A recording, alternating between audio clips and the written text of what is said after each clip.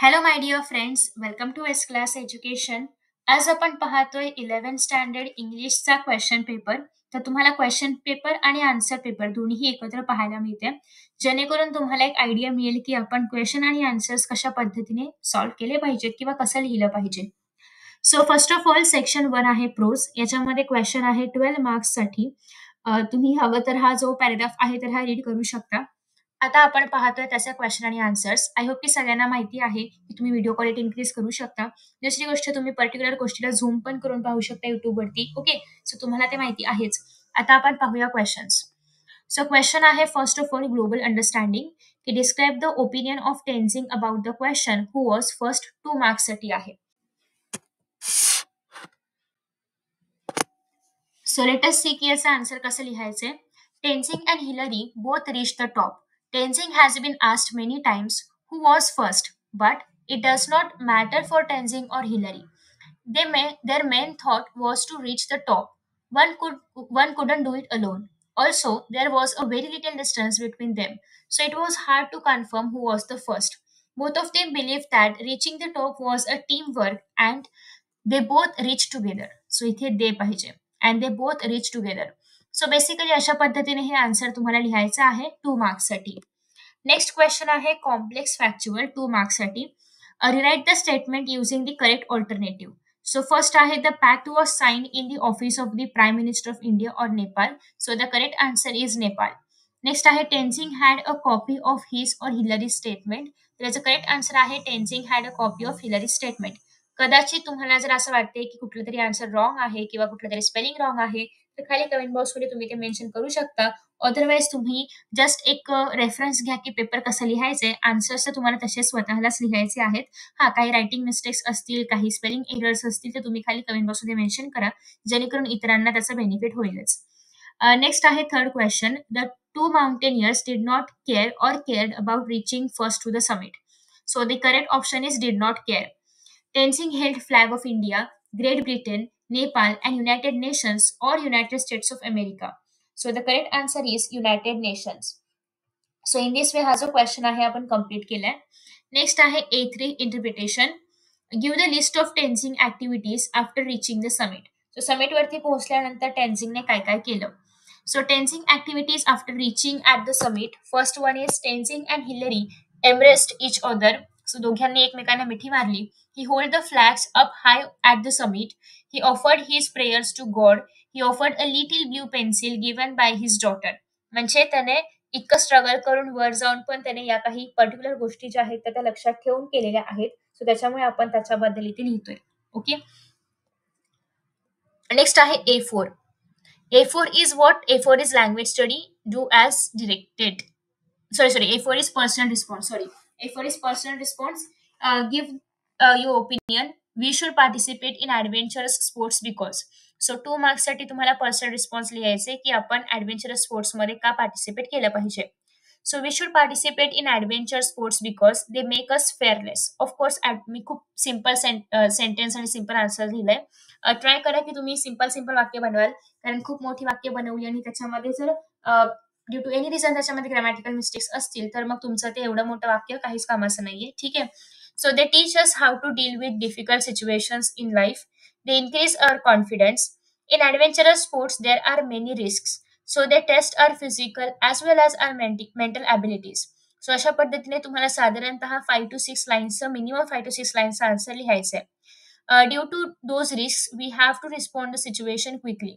It also makes us more aware, and we are always in our presence of mind as there is fear of danger while playing adventurous sports.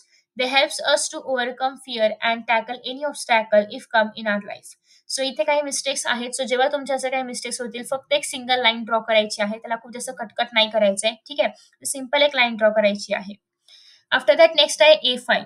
A5 मध्ये आहे language study do as directed. त्याच्यामध्ये असं आहे Tenzing and Hillary made a pact at the office of PM of Nepal. तर तुम्हाला ही sentence अ pact पासून चालू करायचं आहे. तर a pact was made by Tenzing and Hillary at the office of PM of Nepal. तर असं हे आन्सर बनणार आहे. Hillary and I embraced each other. Hillary and I embraced each other. So या ठिकाणी तुम्हाला नॉट ओनली बट ऑल्सोचा यूज करायचा आहे. सो याचा आता आपण आन्सर बघणार आहोत की कसं असायला पाहिजे. So not only Hillary but I also embraced him.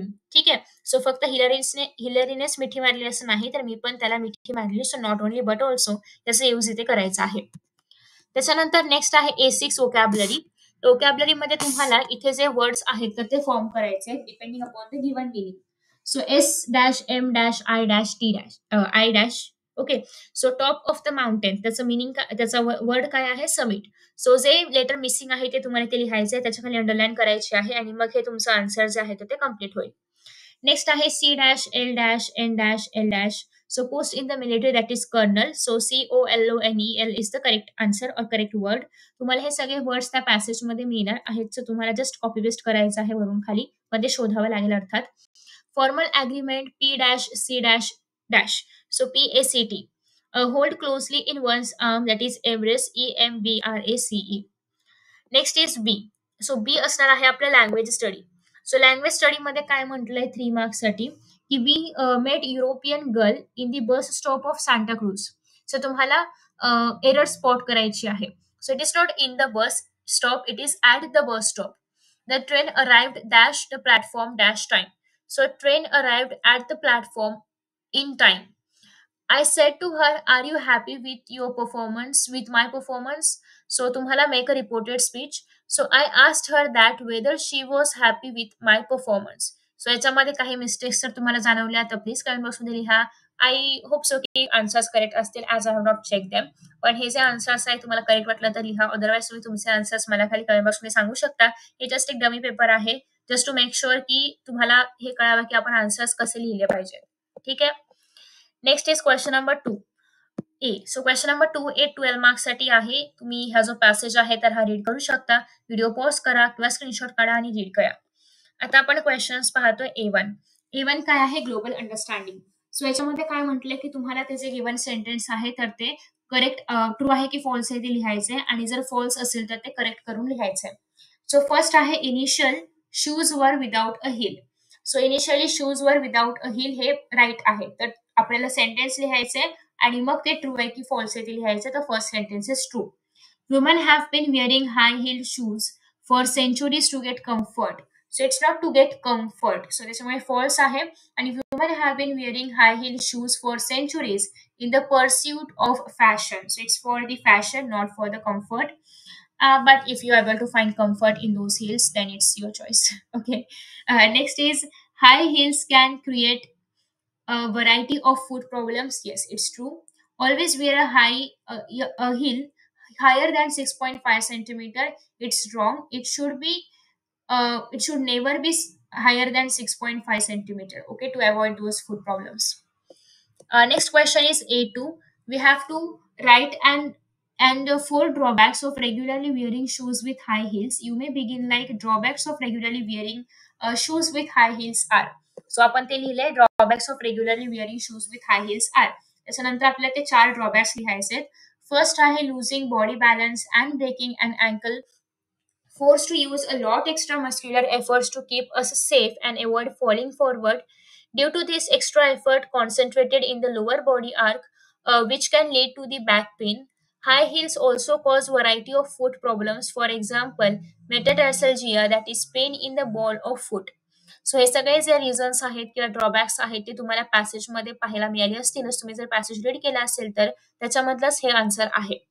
A3 सांगितलंय guess the intention of writing this extract. तर हे तुम्हाला पॅसेज जे दिलंय ते देण्याचं मागचं रिझन काय असावं. So the intention of this extract is to warn the people who are wearing high heels by telling them how badly high heels affect our body.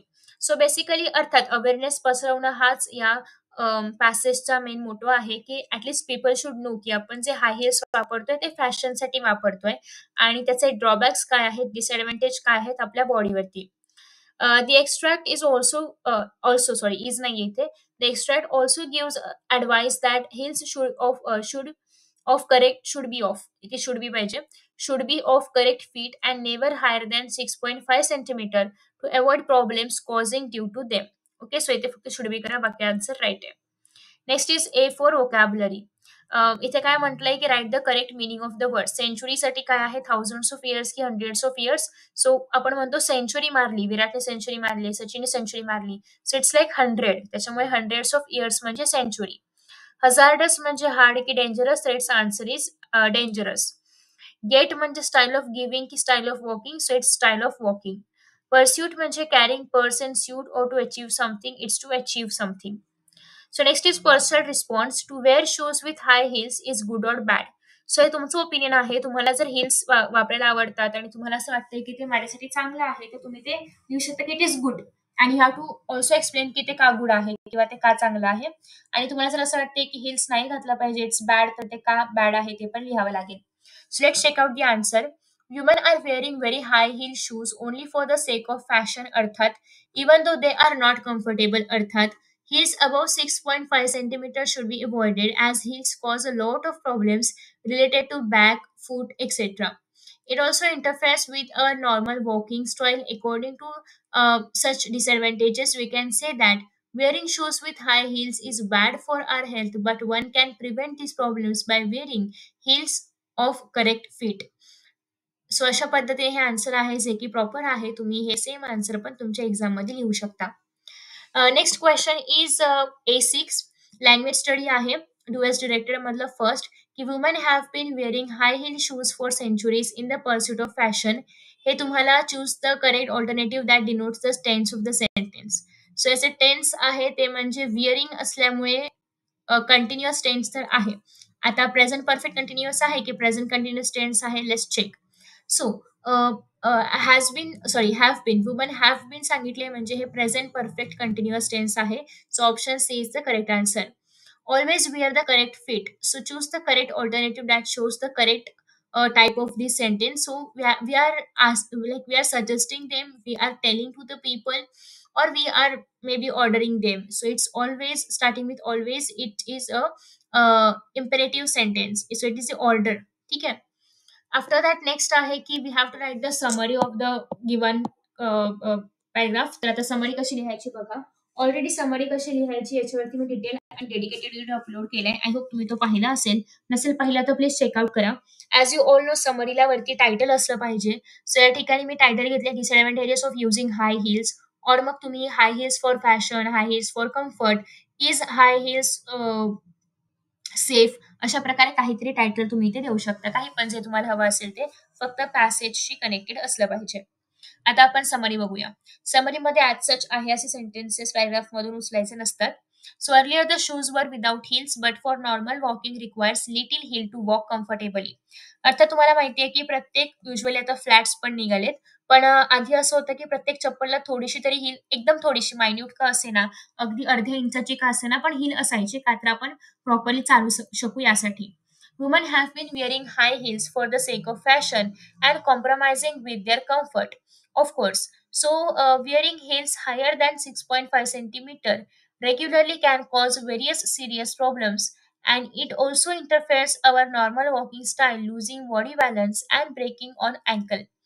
Back pain, foot pain are common problems which women are suffering due to regular use of the high heels. These problems can be avoided by wearing correct fit heels. Never buy shoes that are very tight and having high heels than 6.5 centimeter, but only buy heels which are comfortable for you. तर अशा पद्धतीने या पॅसेजची ही summary होती. If you right, तुम्हाला असं असं वाटते की काहीतरी पॉईंट्स राहून गेलेत किंवा अजून छोटं आपण करू शकतो, अजून मिनिंगफुल आपण करू शकतो, तर प्लीज ट्राय करा. आफ्टर दॅट नेक्स्ट आता आपण पाहणार आहोत poetry section, which is the second last section, I guess, sorry, third section. Okay. So पोएट्रीमध्ये काय म्हणणं आहे आपलं बघूया. Let us see. सो पोएट्रीमध्ये तुम्हाला पोयम बघायला मिळते 4 मार्क्सची. आणि अगेन मी सांगते की हा paper just for the reference आहे. याचे आन्सर सगळे करेक्ट असतील असं नाहीये. सो प्लीज तुमच्या प्रिपरेशननुसार तुम्ही आन्सर लिहा. हे फक्त एक रेफरन्स आहे. सो पोयम रीड केली असेल, हुप सो नसेल तर व्हिडिओ पॉज करून रीड करा. आता आपण क्वेश्चन्स बघतोय. A1 आहे global understanding. The poet ended with a happy note and give evidence from the extract. So पोएटने हॅपी नोटने एंड केलेलं आहे असं म्हटलं इथे, आणि तुम्हाला त्याचा रेफरन्स द्यायचा आहे.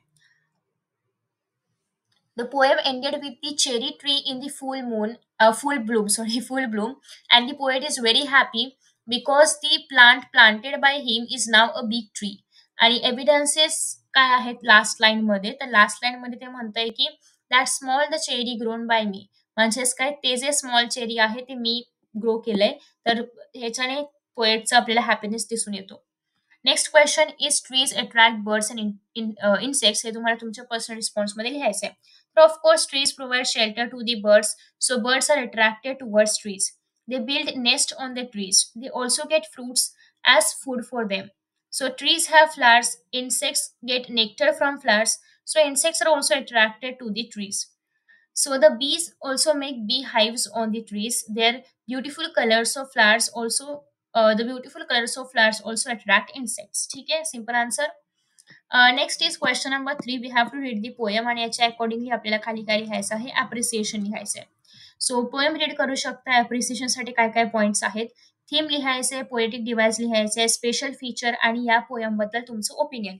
Again as you all no की आपण 10th मध्ये ज्याप्रमाणे पॉईंट वाईज आन्सर लिहायचो तसं तुम्हाला 12th मध्ये नाही लिहायचंय.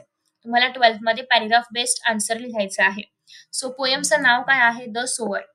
So let us start. The Sower is a poem about the hard work, determination, and dedication of a farmer who is sowing seeds in his farm and hoping for a good harvest. The poetic मी मध्ये मध्ये या लाईन्सला underline यासाठी केलंय कारण ते तुम्हाला इथे विचारलंय. So जे जे पॉइंट्स इथे विचारलेले आहेत ते पटकन एक्झामिनरला कळावेत यासाठी मी त्याच्या खाली अंडरलाईन केलंय. The poetic devices used in the poem are alliteration, antithesis, repetition, personification, inversion. जर कोणाला हे पोएटिक डिव्हाइस येत नसतील तर प्लीज व्हिडिओ चेकआउट करा, मी ऑलरेडी अपलोड केलाय. त्याच्यानंतर आता त्याचं एक एक्झाम्पल द्यायचंय की कुठलंही एखादं एक्झाम्पल देऊ शकतं की कुठल्या लाईनमध्ये ते पर्टिक्युलर पोएटिक डिव्हाइस आलंय. So are august and strange his height. So या ठिकाणी लिटरेशन पाहायला मिळते. तुम्ही कोणतं पण इतरचं पण एक्झाम्पल देऊ शकता.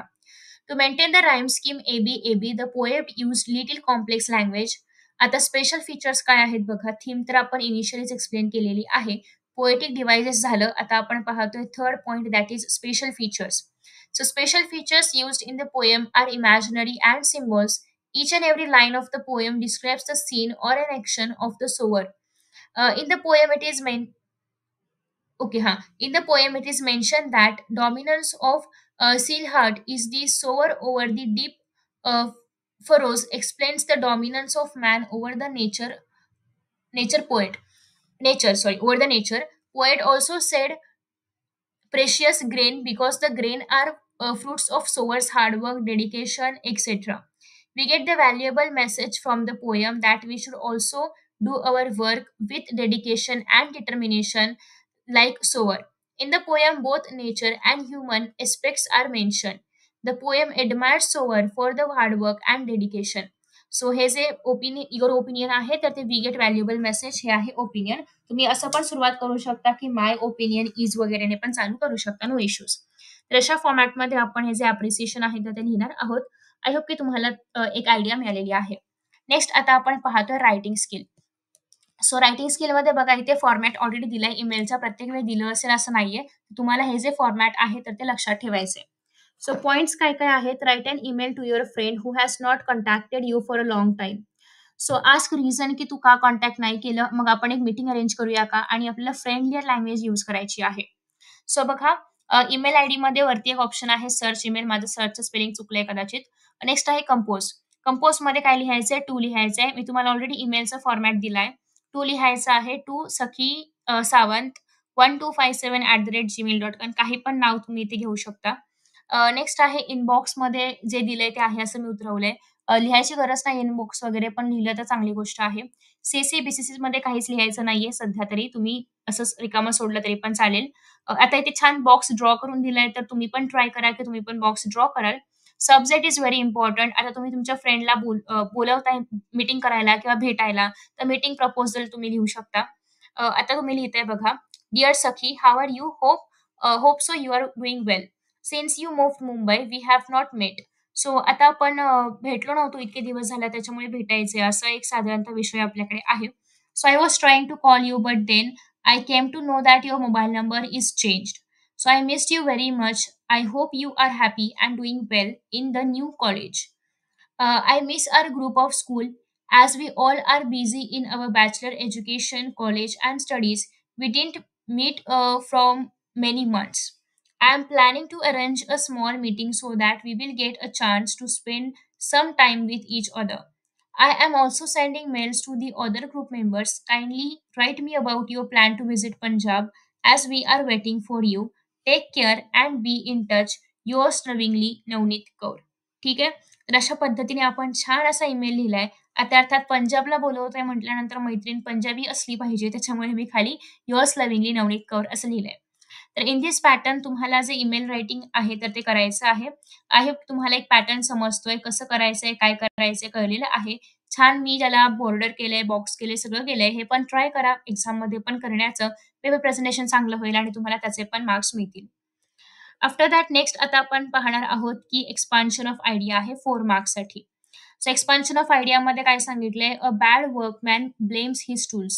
सो तुम्हाला कोणत्याही म्हणजे खाली मुद्दे दिलेत. एक तर तुम्ही एक्सपान्शन ऑफ आयडिया करा किंवा तुम्ही पर्सनॅलिटी डेव्हलपमेंटवरती ब्लॉग लिहा.